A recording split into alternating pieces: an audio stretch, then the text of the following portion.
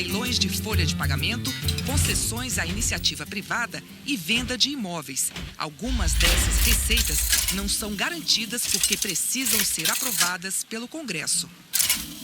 A notícia de que o governo não consegue fechar as contas do ano que vem repercutiu no mercado financeiro. Economistas afirmam que a preocupação é o Brasil perder o selo de bom pagador que é dado pelas agências de classificação de risco. O dólar chegou a subir quase 3% para R$ 3,68. Mas o Banco Central agiu vendendo a moeda americana e a cotação fechou em 3,62. Só em agosto, o dólar encareceu 6%. Hoje, a Bovespa caiu 1%.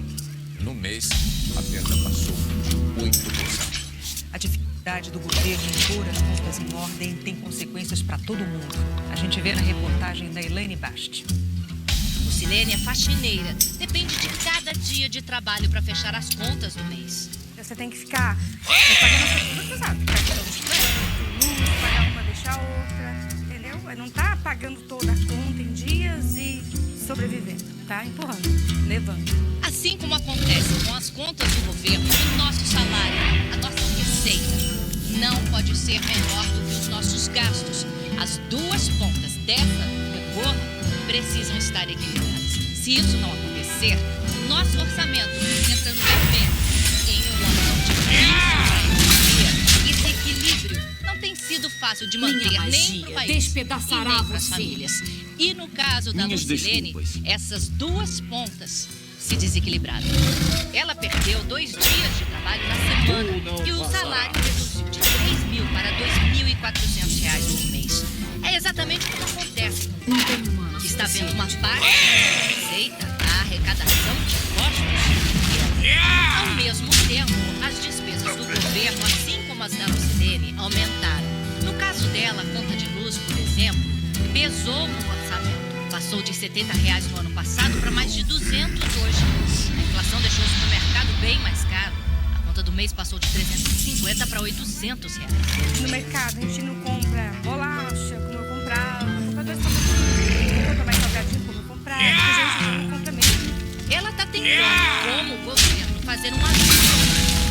O que a gente tem hoje no Brasil é muita dificuldade de se aumentar a receita, aumentar imposto e muita dificuldade de se cortar gastos. É exatamente isso que aconteceu com a Lucilene. Ela não conseguiu arrumar mais nem cortar o suficiente. Aí, recorreu ao banco. O primeiro empréstimo de R$ 3.500 foi feito no ano passado. Mas a renda dela caiu e ela precisou de um segundo empréstimo este ano. R$ 1.500, com juros ainda mais altos. É exatamente isso que está acontecendo no Brasil. Como o setor público fica mais arriscado, todas as empresas vão tomar Minha magia mais despedaçará você. mais caro, porque de modo geral o juros que baliza toda a economia está subindo. A proposta do governo teve muito impacto no Congresso, onde o orçamento vai ser votado. Os aliados defenderam o que chamaram de transparência, mas a oposição recebeu a proposta com críticas e fala até em devolver o texto. A presidente Dilma Rousseff ainda discutia o orçamento no Planalto quando o vice Michel Temer, em São Paulo, disse que o rombo nas contas preocupa. E a dificuldade é maior ainda porque há problemas na base do ingresso, mas que o governo fez bem ao ser transparente. Do orçamento com déficit é uma coisa extremamente preocupante. O orçamento registrou o déficit. Primeiro, para registrar a transparência absoluta das questões orçamentárias.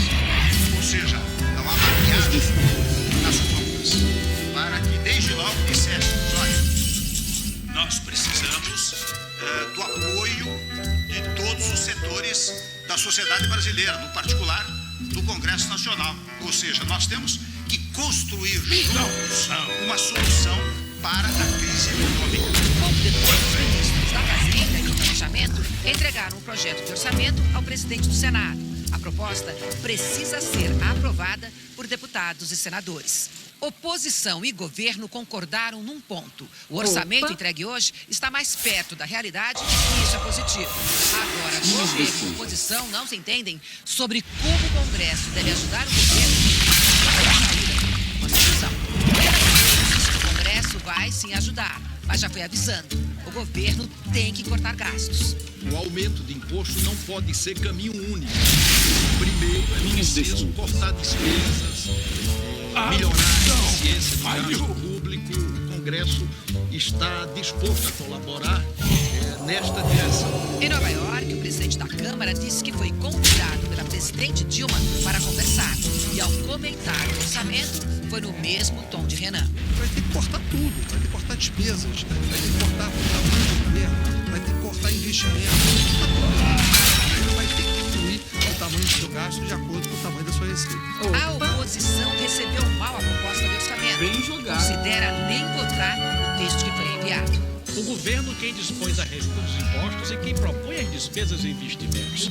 O Congresso analisa, aperfeiçoa. Se houver a possibilidade jurídica para que a peça seja devolvida para que o governo aí sim faça os cortes necessários, que é a sua obrigação, apertar o cinto como a sociedade está apertando o cinto, nós encontraremos Já o vice-presidente do Senado, Jorge Viana, disse que a proposta realista é importante. E acho que hoje, com a entrega desse orçamento, que é um choque de realidade, ele também nos dá uma oportunidade de, reconhecendo a gravidade da situação do país, conforme cobrava até a oposição, a gente possa, diante dessa realidade, ver o que podemos fazer. O governo do Rio Grande do Sul parcelou mais uma vez a folha de pagamento dos servidores.